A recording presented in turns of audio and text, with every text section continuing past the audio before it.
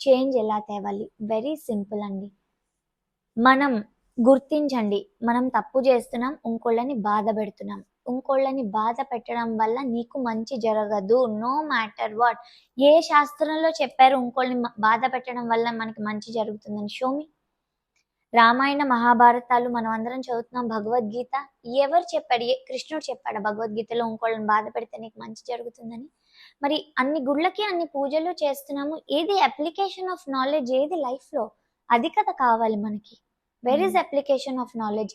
అది మనం స్టార్ట్ చేస్తే ఇది ఈజీగా చేంజ్ అయ్యేది. It's not something really change చేయలేని విషయం కాదు. ఐ అగ్రీ, చేంజ్ చేసేటప్పుడు అందరం సఫర్ అవ్వాలి. అందరికీ భయం రావచ్చు.